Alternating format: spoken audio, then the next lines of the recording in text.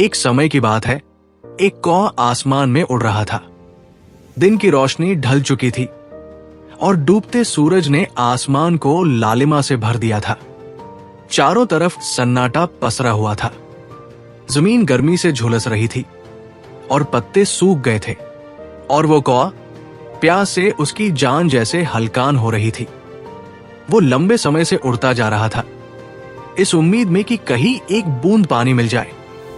वो जंगल के पेड़ों को पार करता गया, सूखी जमीन और पत्थरों के ढेर को पीछे छोड़ता गया, लेकिन कहीं भी पानी नहीं मिला। उसके पंख थकने लगे थे। ऐसा लगने लगा कि वो अब और नहीं उड़ पाएगा, लेकिन प्यास की तीव्रता ने उसे रुकने नहीं दिया। अचानक दूर से उसे कुछ दिखाई दिया, एक छोटा सा घर और उसके पास कुछ चमचमाता हुआ।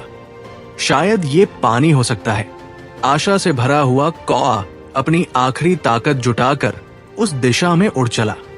वहां पहुंचने पर उसने देखा कि घर के पास एक पुराना घड़ा रखा था। घड़ा टूटा हुआ था, लेकिन उसके अंदर थोड़ा पानी था, मगर पानी का स्तर इतना नीचे था कि कौआ अपनी चोंच से उसे नहीं पी सकता था।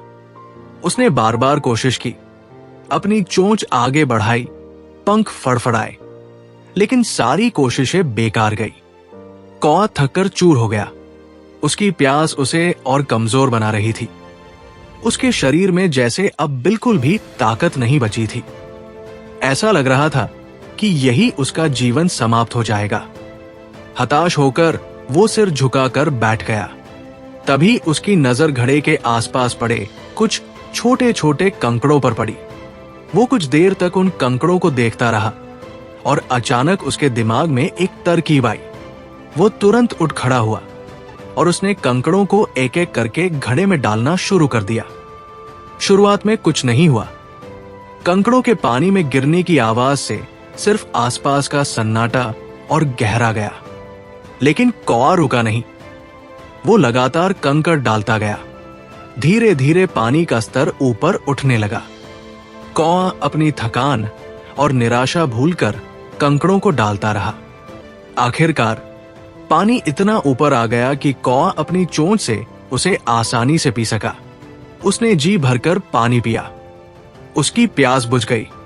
उसके थके हुए पंखों में जैसे फिर से जान आ गई। घड़े के ऊपर बैठकर उसने चारों तरफ की दुनिया को देखा। उसे लगा जैसे उसने अपने जीवन की सबसे बड़ी जीत हासिल कर ली। ये कहानी हमें सिखाती है कि जीवन में चाहे कितनी भी मुश्किलें क्यों ना आए, बुद्धिमानी और धैर्य से उन पर काबू पाया जा सकता है। कभी हार मत मानो, क्योंकि एक छोटी सी उम्मीद भी तुम्हारे लिए एक बड़ा रास्ता बना सकती है। अगर आपको ये कहानी पसंद आई तो सब्सक्राइब करना न भूलें